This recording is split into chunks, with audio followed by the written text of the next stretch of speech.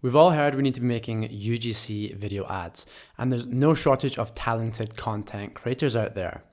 So why is it that UGC video is not converting for you? Is UGC just all hype and doesn't actually work? Or are you doing something wrong? Well, UGC works. In fact, UGC works really well. Meta even said at this year's Performance Marketing Summit that 2/3 of people make a purchase after viewing a reel, a prime placement for UGC video. And in fact, their algorithm is actually giving that placement priority right now. But even with this, you still need to have a UGC video that's going to motivate people into making a purchase. So today I'll introduce you to a tried and tested ad type for UGC. I'm then going to show you how to actually script and storyboard that video type. And finally, I'm going to show you how to translate all of that into a solid brief that you can provide to a content creator and keep them on the right track. So whether you've got an e-com brand or agency, or in fact, if you're even a content creator yourself, this video is going to help you create higher converting UGC content. Now, first of all, a key point I want you to remember: no matter how cool, engaging, or authentic your UGC video is, if it's not been built on a solid structure with a good script, it is never going to convert. I've seen it in the past with clients, even those who have engaged the services of very well-known, done-for-you UGC content platforms. And I've seen it in my own brand whenever I've given content creators too much free reign with the scripting of their videos. So without further ado, the tried and tested video type that I like to use for UGC is the problem solution video structure, where you outline a problem and then introduce your product as the solution to that problem. This is obviously best suited to products that are solving a very distinct problem, but keep in mind that really all products solve a problem. It might just be more abstract. So you can definitely still use this video type for products that on face value maybe are not solving a very direct problem.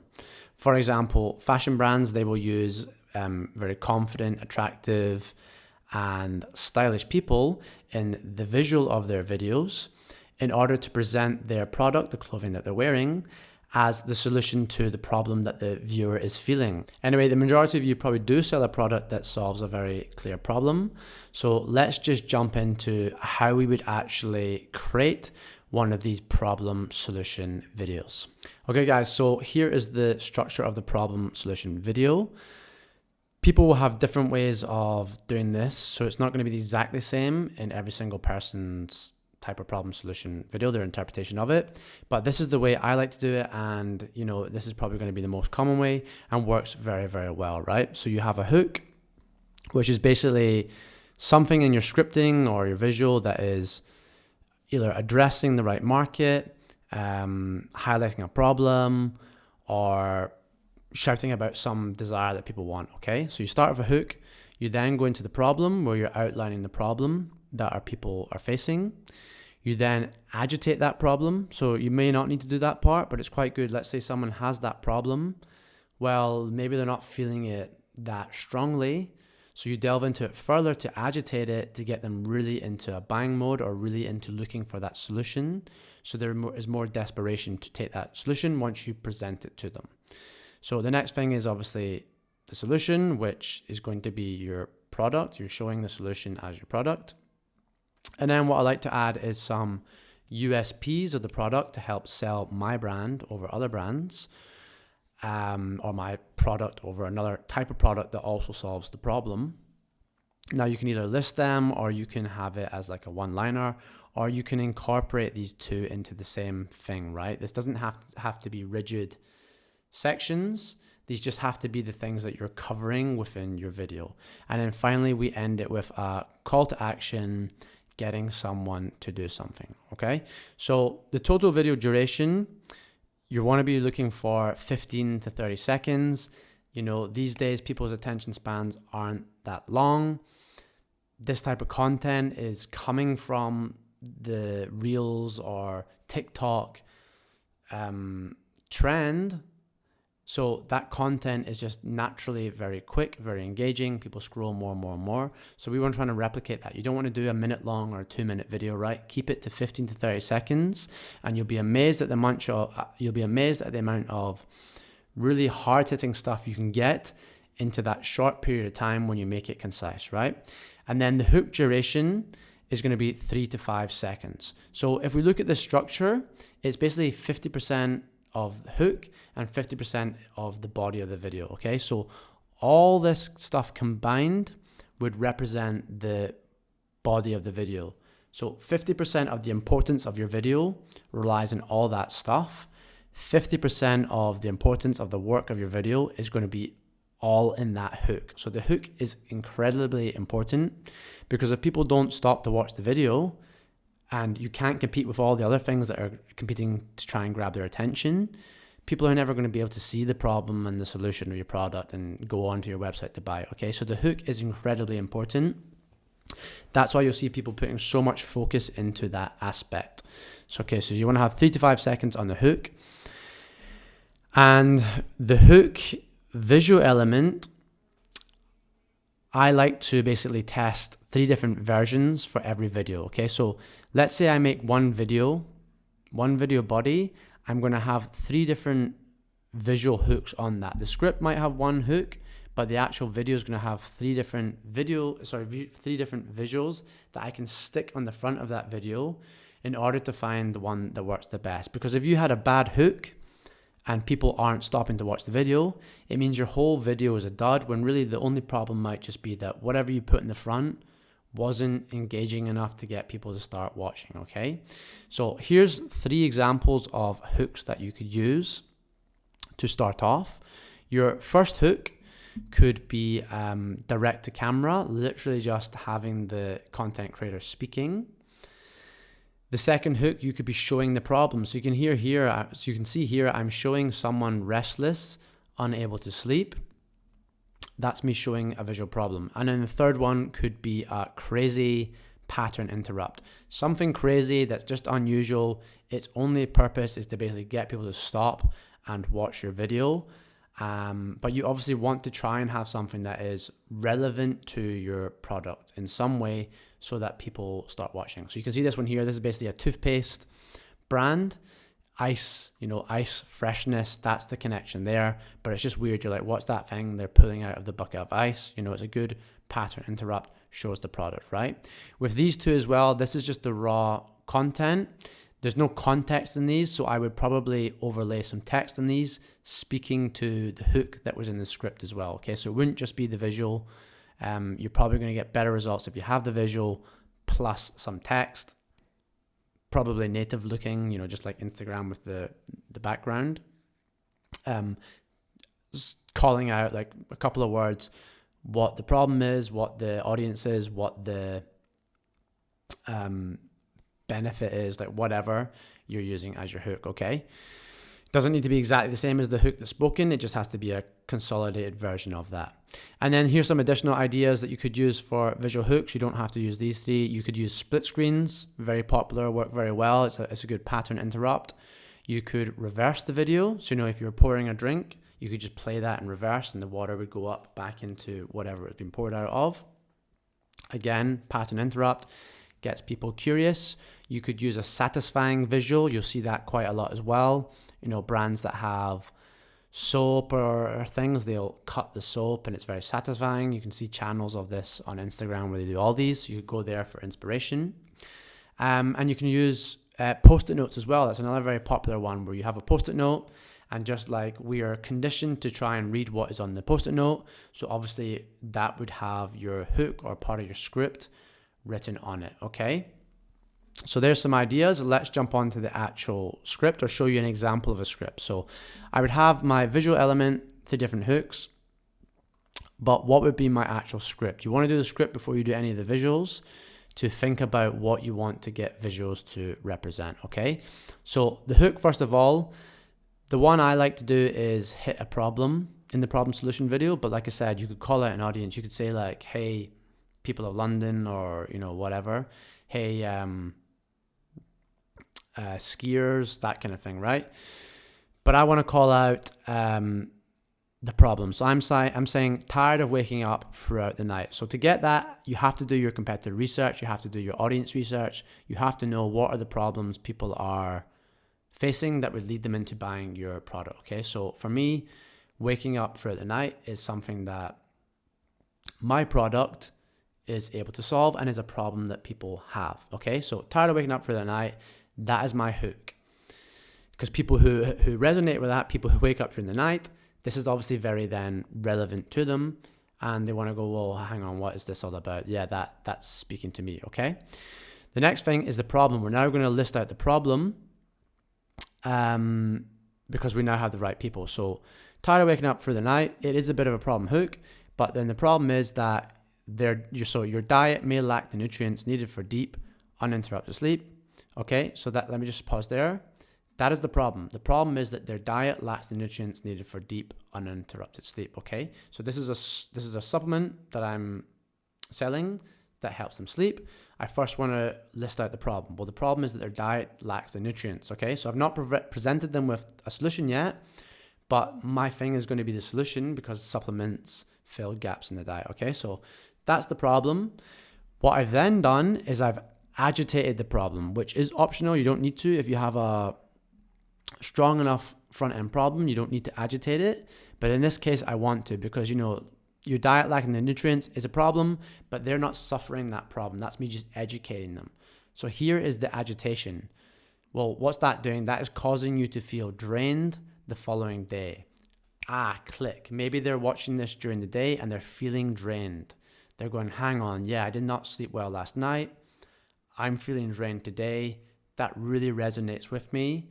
They're getting into an emotional state now, okay? Because they're feeling that way.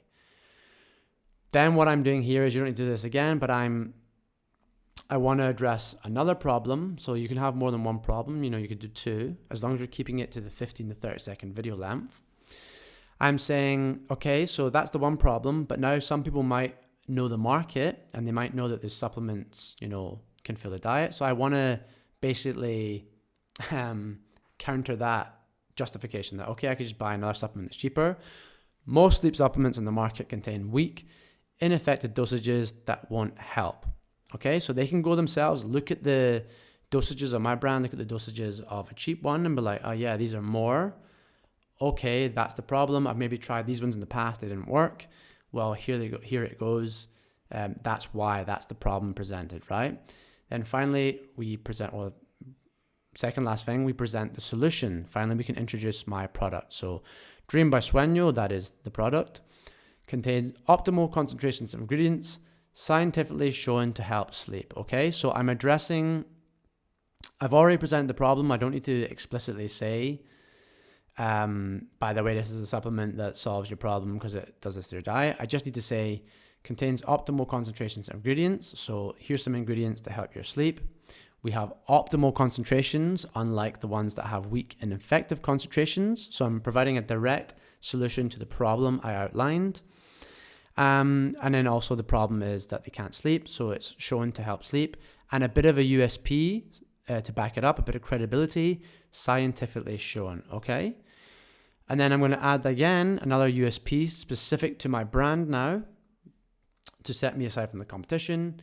It was specifically formulated to fill common nutritional gaps in the UK diet and tastes great. Okay, so here's the USPs, specifically designed for the UK diet, and it has a good taste. These are things that other brands might not necessarily have. And of course, this line here, fill common nutritional gaps, okay, also kind of ties back to that problem. So like I said earlier, you don't need to have them directly as my structure. You can mix around some of the things, as long as the flow is hook, problem section, solution section, CTA, okay? But the agitation and the benefits, USPs, that kind of thing, they can mix around a little bit within those sections, right? And then finally, a call to action, right? Tell people to do something. So try Dream today and reduce nighttime wakening. It's quite good to go back to the original problem, just to leave them on a note of, try it now. That's me telling you to do something, and here's what you'll get. Here's the end result, the after state, okay? So the after state is reduced nighttime waking, right? So there you go, guys. There's a hook. You can ask something like ChatGPT to write this for you. You could just give it the hook. Say, write a script with hook, problem, solution, CTA. Here's my brand. Here's my USBs, it can do it for you. I've written this one manually, but this is as simple as it is, right? This is like a 25-second video or something, but I'm hitting some really, really good things. Because of my research, I know that these things are things that are going to be relevant. I know that there's multiple problems people face from looking at other brands, looking at their comments, so I can speak to that, okay? So that is the script done, and we've shown you, some different types of visual hook you could use. Let's look at how you'd actually translate this into a brief for a UGC content creator, okay? Because if you don't have a brief, they'll interpret different things and they'll use some of their own thoughts, and what you'll get won't do what you want it to do, okay? So this brief, this is very similar to one that Dara uses. So shout out to her. I basically saw a video of hers and then started using a brief, and obviously I've maybe adapted a little bit, or maybe not a lot, I don't know. But yeah, this is what she does all day long. So I started using this and it works quite well. I found it really does keep creators on track, and there aren't too many mistakes from misinterpretation coming from them, okay? So you want to start off with the brand, give them a deadline. You can give them the shipping details, how you want it delivered. How you would deliver the product to them. You can add in like, we'll deliver by this, or go onto our website, order from this, here's a coupon code. You can add that in. How do they get the product? Provide your website to them, because that can be beneficial for them to get your style, get like different points about your brand. Provide your Instagram as well. If you've got previous UGC, they can go and watch that, see how you do things, get some inspiration if they're not familiar with the type of product. I like to then give them the target demographic that this UGC video is going to be for. So if you've got different avatars, you want to make sure this is updated for the correct avatar, and you do want to be using content creators that fit the correct avatar. So if I've got a product for, women who are 50 plus, I don't want to be using a guy in his 20s to talk about the product. I want to be using a relevant avatar, right? And then a vision about the brand, just to help them understand the brand, okay? Make sure they're on point with the brand's voice and things. This next section is the submission specifications. If you want high quality video, you don't want people uploading something via like one of the platforms you've used to contact them, or like email, whatever. So you can tell them to add it to a Google Drive, or you can get them to do it via WeTransfer. They might then counter that and say, hey, I use this transfer service, is that okay? If they've got Dropbox, whatever. No problem. You just want to make sure that you're directing them as much as possible to ensure you get the best quality product back, okay? And then I've got a bit about a brief. So this content will be used for ads, so no posting to organic handles required. This is also going to be used for quotes, so I want to give them things like this, because that will affect the quote if they think they have to post it on their own page. It will be run on Facebook and Instagram ads. We also do not require the video edited. We will edit the clips in-house to make the final videos, okay? So you can get them to edit it if you want. I prefer not to. I prefer to use a video editor, who you can just pay by the hour, because that allows me the flexibility to test different things, isolate variables, and also your videos will come back cheaper as well, to be honest, most of the time. Shooting specifications, so film in good lighting, film all content vertical in 9:16, frame video subject with space above and below, see below, so I've shown them below what I mean. Add an extra 1 to 3 seconds at the beginning and end of all raw clips, that's for the editing, so we can make sure we have everything when we cut stuff together and blend it. Use transitions, doesn't matter if there's a bit of space, Please do not add filters or color grading, and please keep your background clean and aesthetic, okay? So a lot of these things you would think are clear. You would think if people make content all the time, they just know this, but there's a wide variety of content creators, and sometimes they won't, they'll have a messy background, or they'll add filters, they'll have bad lighting, whatever, they'll have bad audio. But also a lot of them are not making their content for the purpose of ads. They're making it for organic content, where it's just going to be in one size dimension, if it's reels or stories, whatever. So we want to make sure that they're not putting stuff in these danger zones. They're keeping it in the safe zone, because when we upload it to the ads platform, the ad platform is going to crop it for different placements. So if they have their face up here or they have text up here, that's going to be cut off in certain placements, okay? So we need to make sure they're putting it in the safe zone. So I like to always include this bit, because half of them, 9 times out of 10, they'll put something in this zone if they don't know, because they're not used to doing it for ads, right? It's very rare that people engage most UGC content creators for ads with this level of detail and control, but it really is what you need to do, right? So here's the next section. So I've just taken the script from above that I showed you, put it in. So here's my script. Give them the script that they're to follow. I normally put a section in here as well where I'll say, like, you know, you don't need to read this script exactly. You can put it into your own words, but please keep it in line with what is being said, okay? So for example, I've said, and I'll give them an example. I've said, like, it tastes great. They don't need to say it tastes great. They could say it tastes fantastic, tastes brilliant, tastes wonderful, whatever is their own words, whatever is the way they speak, okay? Because people have different ways of speaking. And if your avatar is a certain demographic, let's say you had a very arty avatar and you're engaging an arty content creator, well, maybe they're going to use more artistic language in the way their everyday voice is, okay? So I want that to be represented. I want it to resonate with people. So I'm giving the people the freedom, but I just, from a psychology perspective, want to hit the right points, okay? So yeah, they can have the freedom to change the synonyms, but synonyms,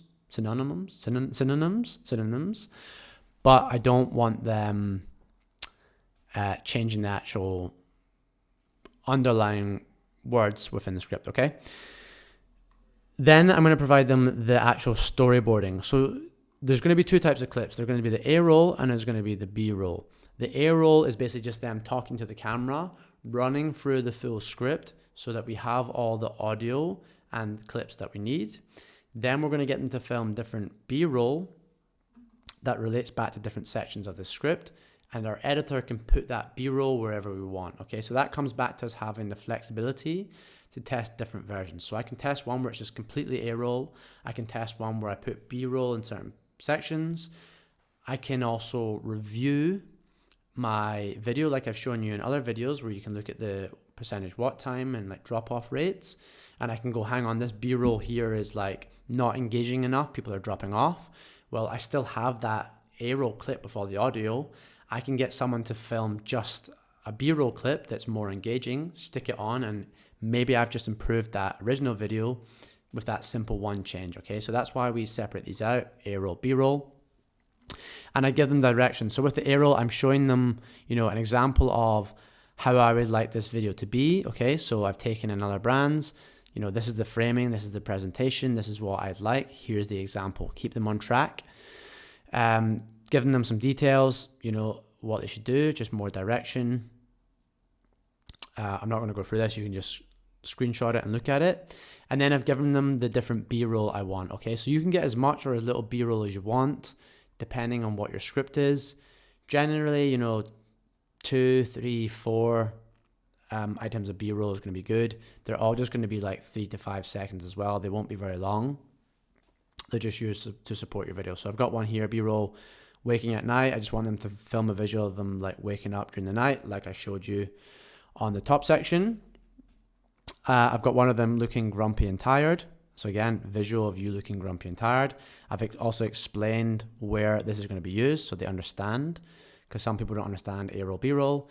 And then finally, I've got them doing this, reading the ingredients, okay? So guys, that is it. That's everything. I hope that's been valuable. And yeah, go out, make your own UGC, and I hope it gives you some success.